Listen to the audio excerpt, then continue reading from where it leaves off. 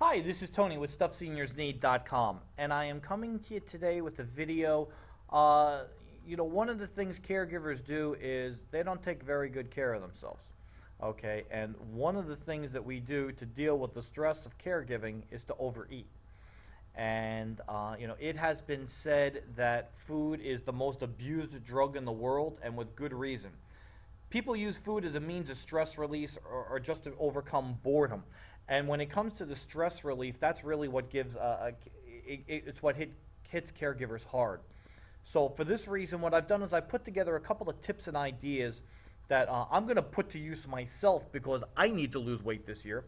And I'm going to be using them, and I hope that they help you overcome some of these overeating issues as well. The first is not to diet. And I know that sounds counterintuitive, but people start new diets all the time. They have one thing in common. They try and limit the amount of food you consume in one way or another. The problem is you end up feeling deprived. You can only feel deprived so long, so that's when you end up pigging out to compensate. And this is the yo-yo effect. Instead, what you need to do is adopt a habit of healthy living and healthy eating. If all you did was get rid of the processed foods, Jack LaLanne said it best 75 years ago. If man made it, don't eat it. If you just followed those principles, those 7 words, you'd be amazed how quickly the weight can come off. Next, exercise. And that's me doing my push-ups. Exercise is one of the best appetite suppressants you can come up with. Because as soon as you start working out, your body reacts and starts to release sugars into your system, which relieve your hunger pangs. And this can be happen even from just taking a decent power walk at a decent pace. The other advantage of exercise is it starts to release endorphins into your system, so you naturally start to feel better as a result of this.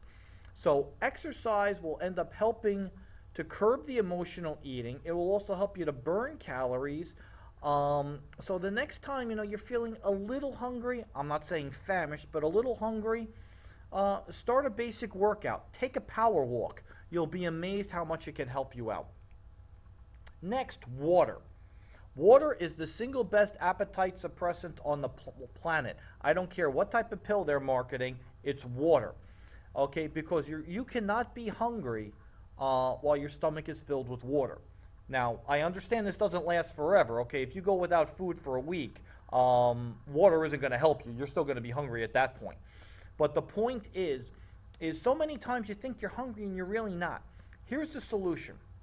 Drink 16 ounces of water and wait 15 minutes.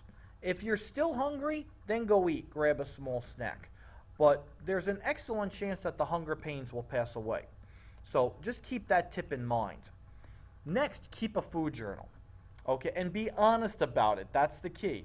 Because what you're going to do is you're going to notice patterns in your eating. A lot of times what will happen is people will start out and they're not going to eat enough during the course of the day, and that's why they have the urge to overeat towards the end of the day. If you keep that journal honestly, it can be your best friend by telling you where you're having your lapses, where you're not eating enough or where you're eating too much, which is going to eventually wind up causing the binge eating. Next, I'm doing this a lot now, and this is planning my cheat meals. This is a lot easier to do now because restaurants have all of their calorie counts and nutrition facts online. So what you do is, if you're going to be going out and hanging out on a Saturday night or whatever, look for the nutritional information for that restaurant, and at least you're in a position to plan your cheat meals. Okay? There's also a psychological effect to this. Because if in a day or two you're going to be having that favorite food, it's going to decrease the likelihood of you pigging out on a Wednesday or a Thursday or a Friday night if you're going to be doing it Saturday, if you're going to be getting that favorite food. So start to take up some tips when it comes to planning your cheat meals. Next is to eat throughout the day. Okay? You end up overeating when you're famished. If you're constantly eating these small meals, okay, it winds up defeating all of those hunger pains throughout the day. So focus on small meals that are protein and fiber based. Meat and vegetables. Okay, and it will dramatically reduce the risk of you overeating. And then finally, find healthy snacks. Okay, this is one of my biggest issues. I freely admit it. I am a nut for Hershey's chocolate and Pringles, and quite frankly, it's all processed food. It's all garbage for you. I am making the switch to things like almonds and fruits. I would say be careful of the calorie count with almonds. You know, limit yourself to maybe a handful at a time with some water, but you know, you can plentifully eat fruit, whether it's pears, carrots, oranges. My personal favorite's apples. Eat the fruit. This way you can have healthy snacks and wind up losing the weight. So I hope these tips helped, you know, to some ideas to avoid the overeating that comes with the stresses from caregiving. This is Tony with Stuff Seniors Need, and I'll see you next time. Take care.